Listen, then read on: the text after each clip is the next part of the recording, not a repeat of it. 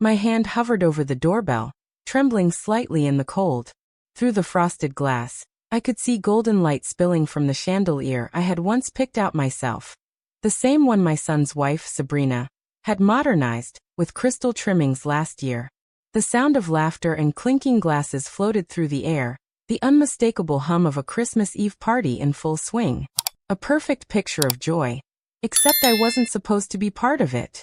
2 weeks earlier, Sabrina had called me. Her tone polite but sharp, every word coated in sugar and poison.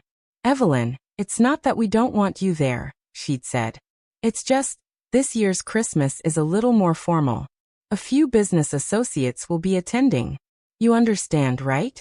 We don't want things to feel awkward." Awkward. That was her word for me. I could almost hear her unspoken thoughts. My simple clothes, my soft voice, my thrift store gifts. "You'll ruin Christmas," she'd added lightly, as if she were joking. But I knew she meant it. So I agreed to stay away. Like I always did. Until tonight. As I stood on the porch, the wind whipping through my gray curls, I looked at the mansion before me. The wreaths, the icicle lights, the grand windows glowing with warmth. It was beautiful, I'll admit. But what made it ironic, almost laughable if I weren't so heartbroken, was that every bit of it existed because of me. They didn't know, of course. Not my son, not Sabrina, not anyone in that house full of champagne and laughter. They thought I lived off my small pension, that my one-bedroom apartment in the senior complex was all I had. What they didn't know was that 25 years ago, after my husband passed, I invested everything I had into a quiet trust, a nest egg that had grown and grown over time. $5 million. That's what my retirement plan was worth now. And the funny thing? I never told a soul. I wanted to see who would love me for who I was, not what I owned. For years, I let them believe I was the poor widow who brought homemade cookies while Sabrina's family arrived with luxury gift bags. I stayed silent when they made comments about how simple my lifestyle was. I smiled through every polite rejection, every subtle jab. But this year, something in me changed. This Christmas, I wasn't here to beg for acceptance or stand on the sidelines. I wasn't here to ruin anything either. I was here to remind them of a truth they'd forgotten. That money doesn't make you better. Character does. I took a slow breath and pressed the doorbell. The sound echoed through the grand foyer. Through the frosted glass, I saw figures freeze mid-laughter. Sabrina's silhouette turned toward the door. She wasn't expecting anyone else, especially not me. For a brief second, my heart ached. This was my son's home. Our family's home once. And yet I stood outside it like a stranger.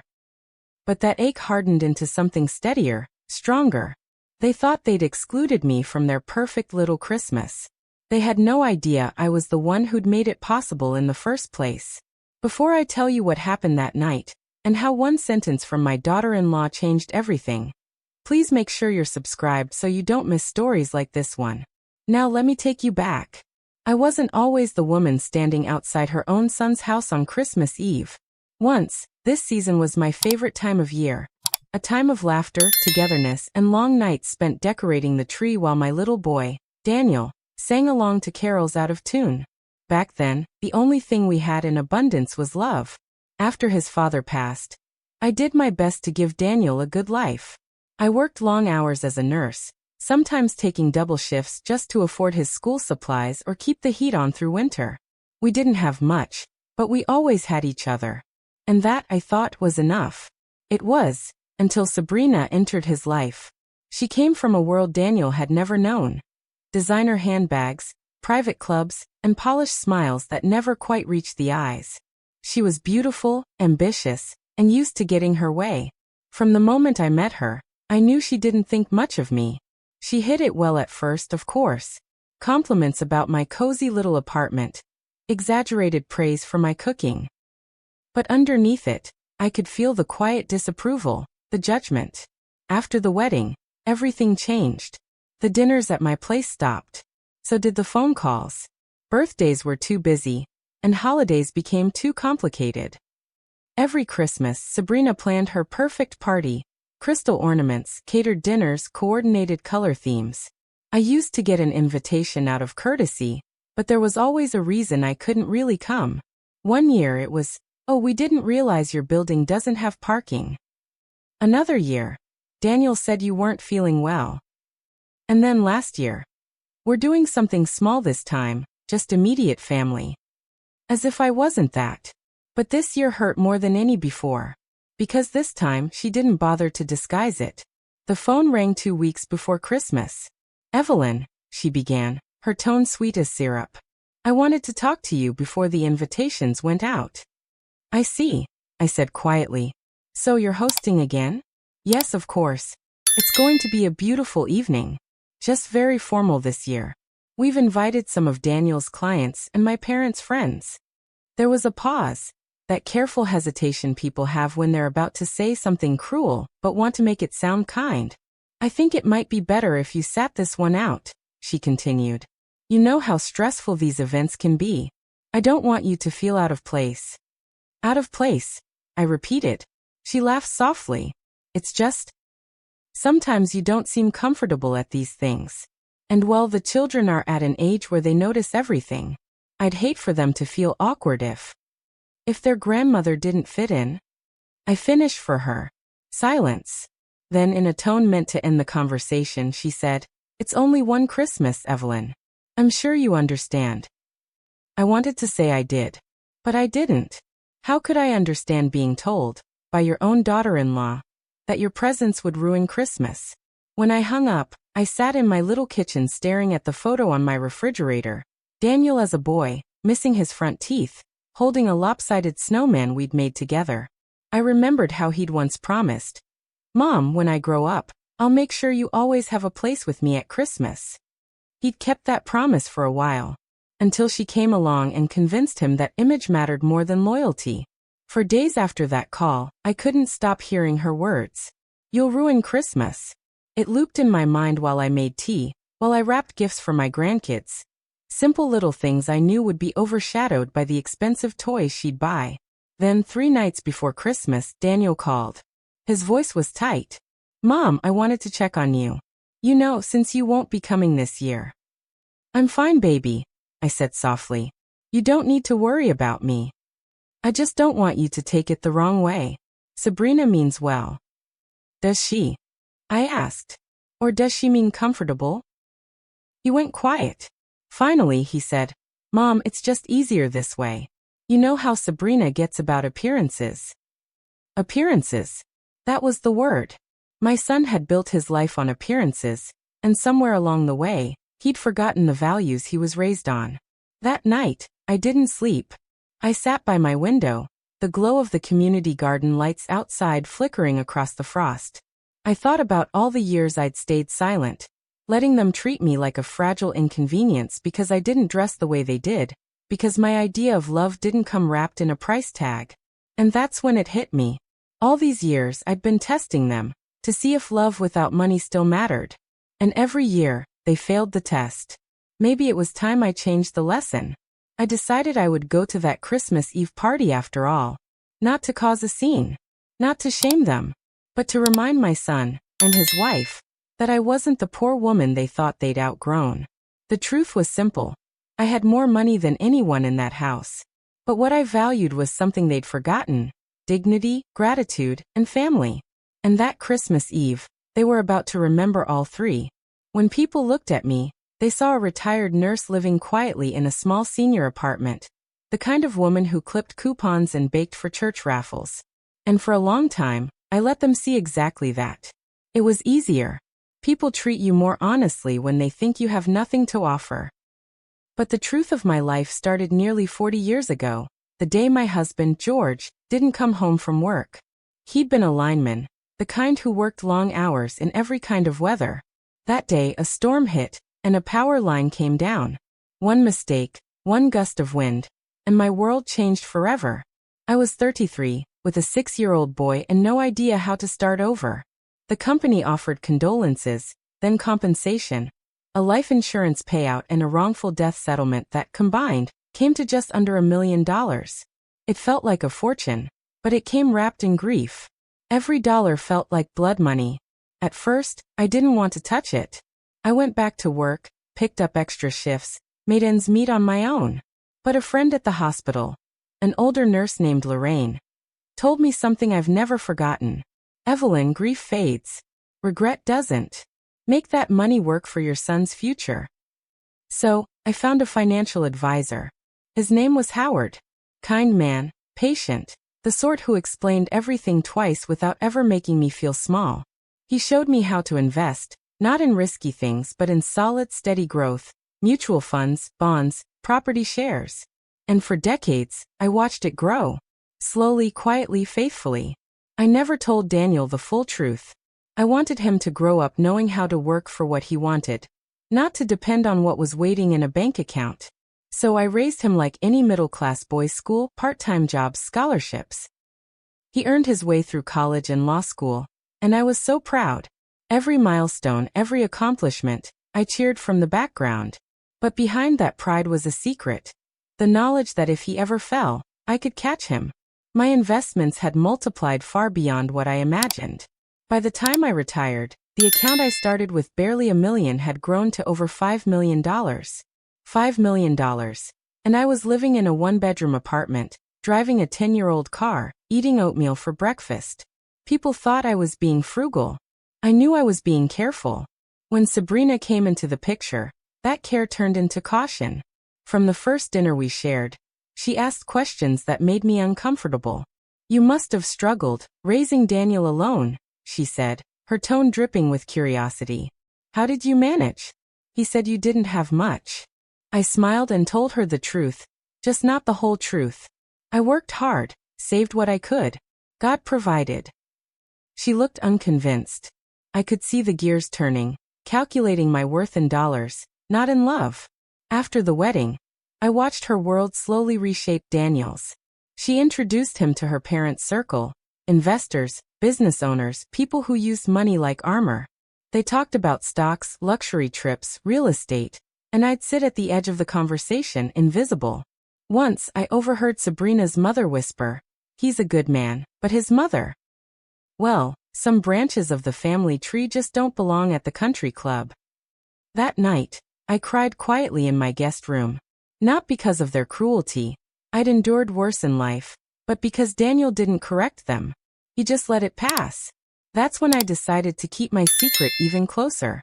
I wanted to know if my son's love for me was unconditional. If, when faced with the world's judgment, he'd still choose his roots over reputation. For years, I tested him in small ways.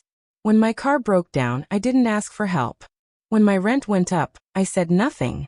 Each time, he offered polite concern but never action. I don't blame him. Sabrina had taught him that success meant separation. Still, I stayed quiet.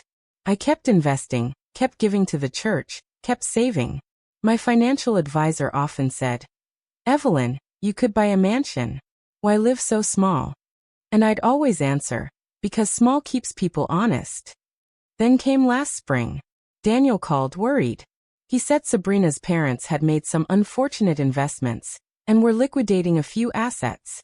They needed buyers for some properties to cover a short-term loan. Howard looked into it for me and smiled. "One of those properties is your son's house." Well, technically, it's Sabrina's parents' name on the deed. I remember sitting there, stunned.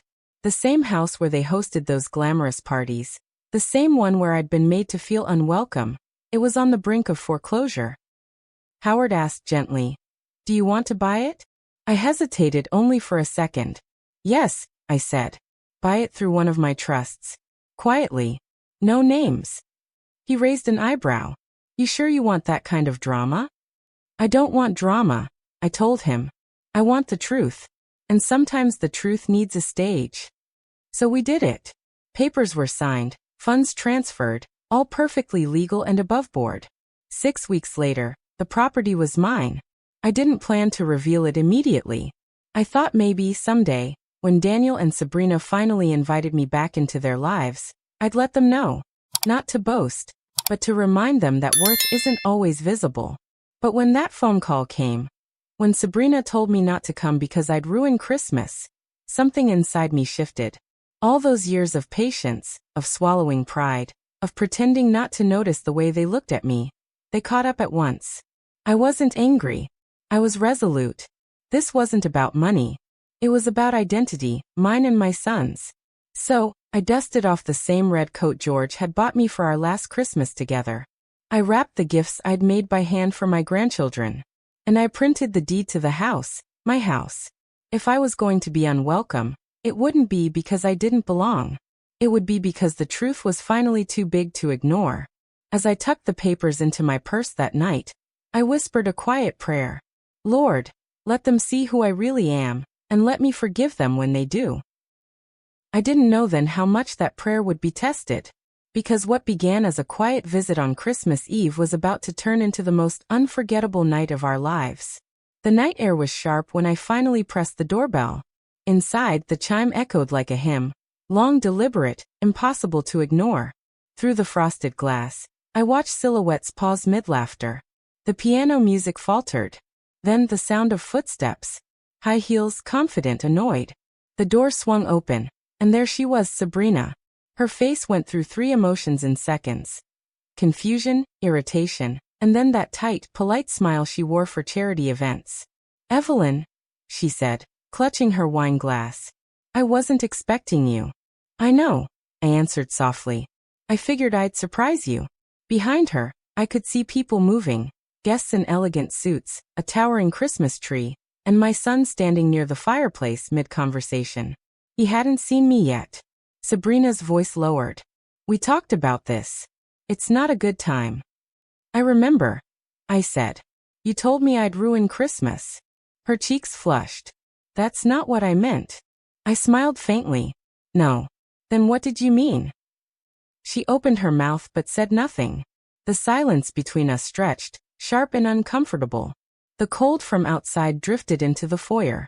I think it's best if you go home, she said finally, her tone clipped. Daniel can call you tomorrow. We're entertaining important guests. I glanced past her into the living room. My grandchildren, Emma and Lucas, sat by the fire in matching pajamas, their faces lighting up when they noticed me. Grandma! Emma shouted, jumping up. Sabrina turned quickly, her voice rising. Stay there, sweetheart. Grandma was just leaving.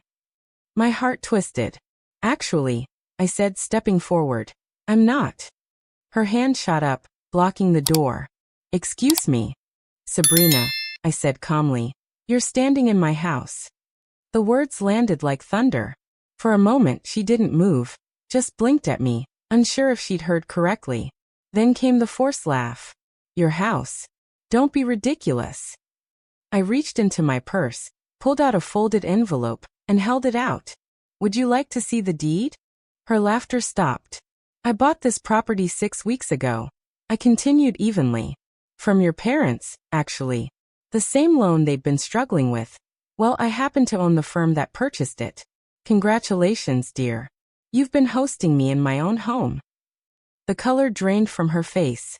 Behind her, Daniel had turned, confusion spreading across his features as he realized who was at the door. Mom, he called out. I stepped past Sabrina into the light, holding the papers loosely in my hand. Hello, Daniel. What's going on? He asked, crossing the room, his voice low and uncertain. Apparently, Sabrina stammered. Your mother thinks she owns our house. Not thinks, I said. Knows. Everything's signed, sealed and filed. The property is legally mine. The guests had gone quiet. Someone turned off the music. Only the soft crackle of the fireplace remained. Daniel's face went pale. You bought this place? I did. Why? I looked at him, really looked at him. The expensive suit, the tired eyes, the way he stood just far enough from his wife as if unsure whose side he was on. Because, I said quietly, I wanted to see what you valued more, appearances or truth. Sabrina found her voice again, brittle and sharp. This is insane. You've been pretending to be poor for years, and now you're what, punishing us? You can't just show up and humiliate my family like this. I'm not here to humiliate anyone, I said. I'm here because I'm tired of being treated like an inconvenience. You told me not to come because I'd ruin Christmas. You were wrong. I came to save it. Her eyes flashed. Save it? By barging into my home and... Your home? I interrupted softly. No, dear. It's mine. Daniel's voice cracked. Mom, please. This isn't the time or place. It's exactly the time, I said. Because every Christmas, I've stood outside this family like a stranger, watching you pretend I don't exist. I've watched my grandchildren grow up thinking their grandmother wasn't worth inviting. I've listened to excuses about how I didn't fit your image. Well, this is my image. The truth in full color. Emma ran up to me, wrapping her small arms around my waist before anyone could stop her. Grandma, you came, she said, beaming. I hugged her gently, my eyes never leaving Sabrina's. Of course I did, sweetheart. Christmas isn't Christmas without family. Sabrina's voice broke slightly. You shouldn't be here. And yet, I said, brushing a strand of hair from Emma's face, here I am. Daniel rubbed his temples, the tension in the room unbearable. Mom, you have to understand, we didn't mean to hurt you. It's just that I don't fit your wife's definition of acceptable. I said, my tone firm but calm. I've spent 12 years understanding. Now it's your turn. The doorbell rang again. Sabrina's parents arriving late, stepping into the storm I'd started. Her father froze when he saw me. Evelyn, he said stiffly, we weren't expecting. You didn't expect to see me ever again, I imagine, I said. Especially not after you sold this property through your broker. His eyes widened. That was you. I nodded. Business can be small when karma is involved. A murmur rippled through the room. Sabrina turned to her father, panic in her eyes. Dad, tell her this isn't true. He said nothing. Daniel looked between us, realization dawning. You sold the house? He demanded. Her father swallowed hard. We were consolidating assets. It's temporary. Temporary ownership doesn't exist in real estate, I said evenly. You signed the transfer. Sabrina stared at me like the world had tilted beneath her. Why would you do this? Because I've lived my entire life proving myself to people who think money defines worth, I said. And I'm tired of pretending. You judged me for having too little. Let's see how you handle finding out I have more than you ever imagined. For a long moment no one spoke. The tension hummed like static. Then Daniel stepped forward, voice trembling. Mom, why didn't you tell me? Because I needed to know, I said softly, whether you loved me as I am, or only if I looked like everyone else in this room. He didn't answer. His silence said enough. I looked at my grandchildren, both watching wide-eyed, confused by the grown-up storm swirling around them. Don't worry, babies, I said gently. Everything's going to be all right. Sabrina's guests began to drift away awkwardly, muttering goodbyes. The room emptied until only family remained, fractured, exposed and silent. Finally, I turned back to Sabrina. You don't have to like me. You don't even have to forgive me for showing up. But from this night forward, you will respect me, and you will never again make my son choose between his mother and his wife. Her voice cracked. You can't force your way into our lives with money. I met her gaze steadily. You're right. I'm not buying my way in. I'm reminding you I was always part of it. Daniel stood frozen, torn between the two worlds that had finally collided. The house, once immaculate and glittering, felt heavy now, stripped bare of illusion. Sabrina turned away, shoulders trembling, her voice breaking into a whisper. What do you want from us? I took a breath. Not your apology. Not your approval. Just a seat at the table, with my family where I belong.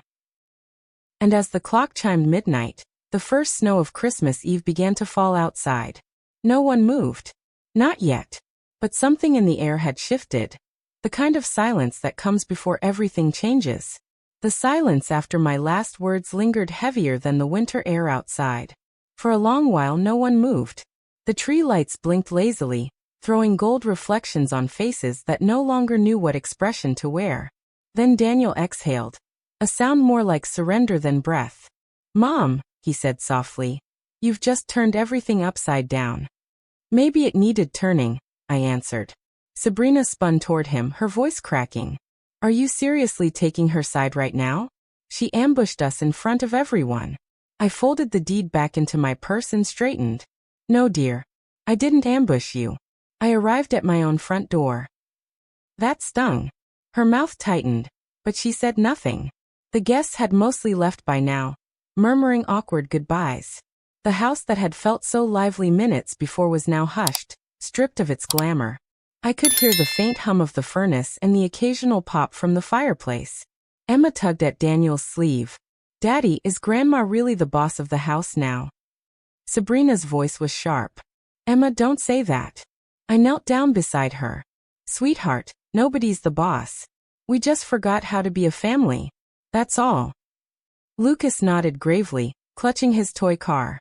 "Families share, right?" I smiled. "Exactly right." Sabrina turned away, muttering, "Unbelievable." She poured herself another glass of wine, her hands trembling.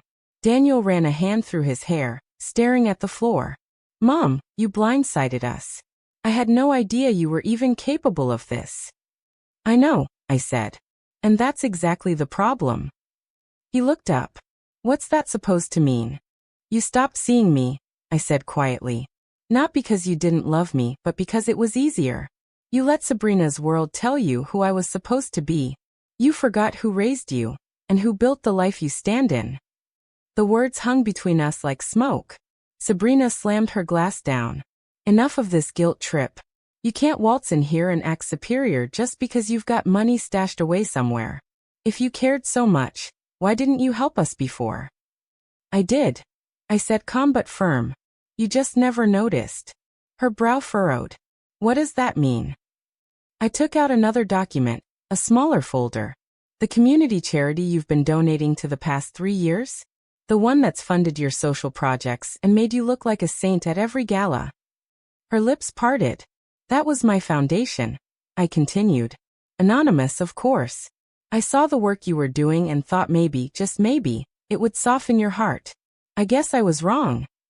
She blinked, speechless. Daniel stared between us. "You're saying you've been funding our charity?" "Not yours," I corrected gently. "The community's. You just put your name on it." Sabrina's face turned red, shame mingling with disbelief. "You're trying to humiliate me." "No," I said. "I'm trying to open your eyes. All this time, I've been part of your story, just not the part you ever wanted to see." For a moment no one spoke. Then Daniel walked to the window, his voice low. "Mom, I can't believe you've been carrying all this alone." "Carrying is what mothers do," I said softly. "We carry until someone finally sees the weight." Emma came over and hugged my leg. "Grandma, can you stay for Christmas now?" I smiled, brushing her hair back. "If your parents say it's all right." Sabrina didn't answer. She was standing perfectly still, staring at the floor, her jaw clenched. Daniel sighed. "She can stay," he said finally. "Of course she can." Sabrina turned sharply. "Daniel." He cut her off. "No. Enough. You've been cruel to her for years, and I let it happen because it was easier than fighting. But not tonight." Her eyes widened in disbelief. "You're blaming me?" "I'm blaming both of us," he said. "You for your arrogance. Me for my silence." He turned to me, his eyes full of apology. "Mom, I'm sorry. I should have protected you from this." Tears stung my eyes. "No, sweetheart. I should have protected you from becoming this." The words came out softer than I intended, but they hit hard. Daniel lowered his head. From the kitchen came the faint clatter of dishes. Sabrina's parents, who had stayed out of sight since my reveal, finally emerged. Her father looked at me carefully. "Evelyn," he said, "if this is about payback, you've made your point. You can have the property back. I'll return the funds." "This isn't about property," I said. "It's about truth. I don't want the house back. I just want my family in it." Her mother scoffed under her breath. "Well, congratulations. You've certainly made an impression." I smiled faintly. Then it was worth the trip. Sabrina's father cleared his throat and motioned to his wife. "Come on. Let's give them some privacy." Once they left, the tension began to thin, just slightly. I turned toward the tree, admiring how beautiful it looked up close. Hundreds of ornaments, polished to perfection, every light symmetrical. It was stunning, but it felt cold. No handmade ornaments, no messy memories, no warmth. "You know," I said softly, "when Daniel was little, He made me a paper angel out of an old grocery bag. We put it on top of our tree every year. It looked ridiculous, but it made that house feel alive. Emma ran off to her craft table and came back holding a crayon drawing she'd made earlier. We can make one now, she said. I smiled and nodded. That would be perfect. She climbed onto a chair and placed the paper angel at the top of the tree. It leaned a little to one side, crooked and charming. For the first time that night, the room felt human again. Sabrina watched quietly. Her face softened. Not much, but enough. Evelyn, she said after a long pause. Why didn't you tell me who you really were? Maybe I would have treated you differently. That's exactly why I didn't, I said gently. If someone only values you when they think you're rich, they don't value you at all. She swallowed, tears beginning to form. I didn't mean to be cruel. I just wanted everything to look perfect. I nodded. And in chasing perfection, you forgot the people who made it possible. Daniel stepped closer, his voice trembling. Mom, can we start over? I reached for his hand. That's what Christmas is for, isn't it? He nodded, eyes wet. Yeah, it is. Sabrina turned away, dabbing at her eyes with the back of her hand. When she finally faced me again, her voice was barely above a whisper. I'm sorry, Evelyn. The words weren't dramatic, but they were real. And for the first time in years, I believed her. I smiled softly. Apology accepted. Then I looked around at the room. The people, the lights, the lingering scent of cinnamon and pine, and realized something. This wasn't about who owned the house. It was about who belonged inside it. The snow outside thickened, blanketing the yard in white. The world felt quieter, gentler, like even the night itself was ready to forgive. We gathered around the table, Daniel, Sabrina, the children, and me, for the first time in years. No cameras, no stage perfection, just family. As I carved the turkey, Daniel looked at me and said, Mom, you really didn't ruin Christmas. I smiled. No, sweetheart. I think I just gave it back to us. And for the first time in a long while, laughter filled that house again. Not the rehearsed kind, not the brittle performance of success, but the kind that comes from finally being honest. Outside, the snow kept falling, soft as forgiveness. By morning, the house felt different. Not quieter, warmer. The tension that had filled the air like smoke the night before had lifted, leaving only the faint hum of peace. I woke before everyone else and stood by the window, watching the first rays of sun glint off the snow. The yard looked untouched, pure again. It reminded me of the mornings when Daniel was little, when he'd wake me up before dawn to see if Santa had come, his face glowing brighter than the Christmas lights. I heard small footsteps behind me. Emma, still in her pajamas, holding a mug half her size. Grandma, she whispered. Daddy says you can stay as long as you want. I smiled. Does he now? She nodded solemnly. He said we're gonna have real Christmas breakfast. Not fancy breakfast. Real one. I turned to the kitchen where Daniel was already cracking eggs, a dish towel thrown over his shoulder. It was the first time I'd seen him cook in years. Morning, Mom, he said quietly. I figured it was time I learned to make your cinnamon pancakes again. I laughed softly. You remember the secret ingredient? He grinned. Too much love and a little too much sugar. Sabrina appeared then, her hair undone, her eyes swollen from crying but her expression calm. She stood there for a long moment before speaking. Evelyn, can we talk? I nodded and followed her into the sitting room. The fire from last night still smoldered faintly. I don't even know where to start, she said. I acted horribly.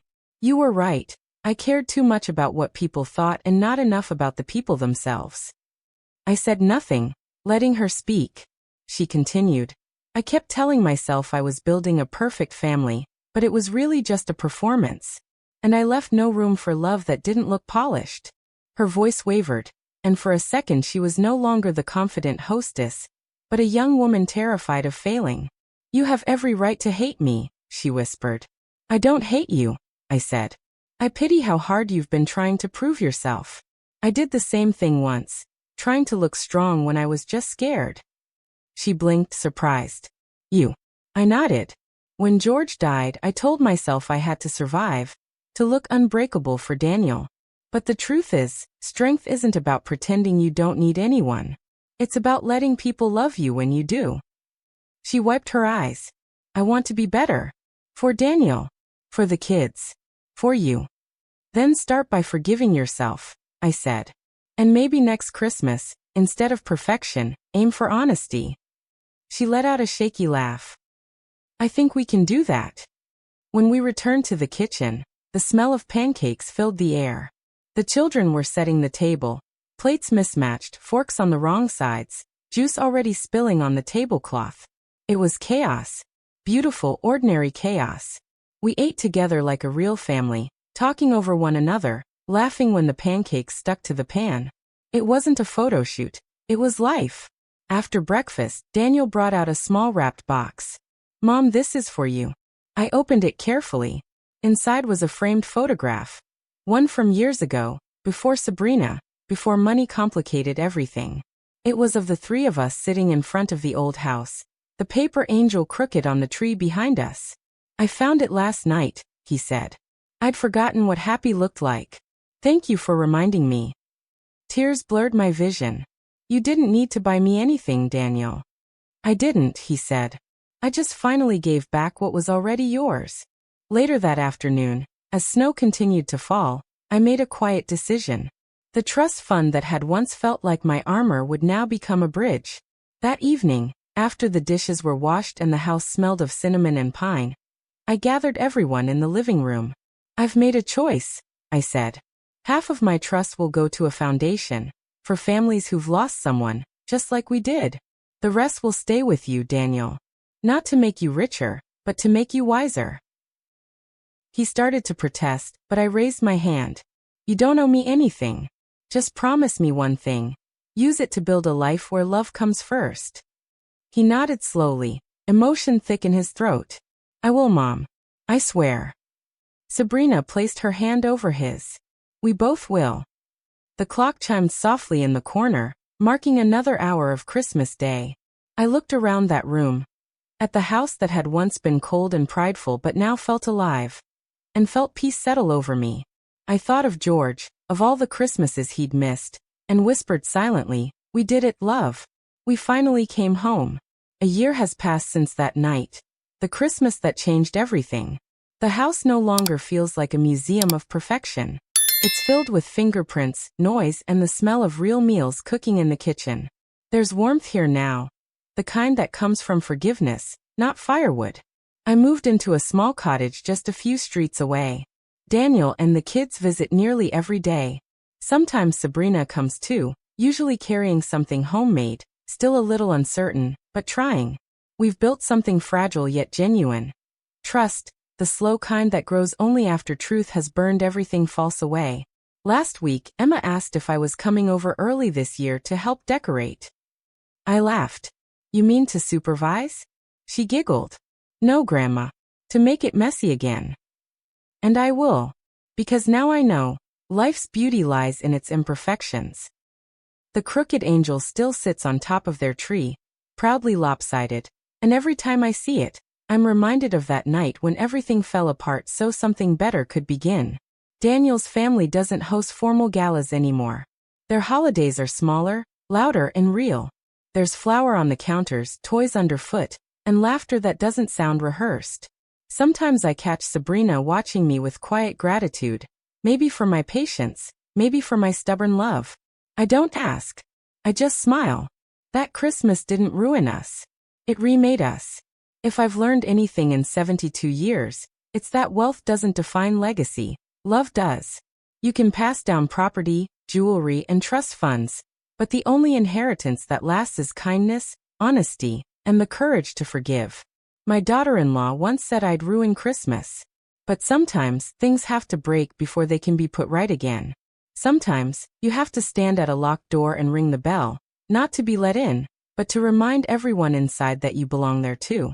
And now, every year when snow begins to fall, I think of that moment, my hand hovering over the doorbell, heart trembling, and I smile. Because that was the night I didn't ruin Christmas. It was the night I finally saved it. If you enjoyed this story and believe in second chances, don't forget to subscribe, because sometimes, The best stories are the ones that remind us what truly matters.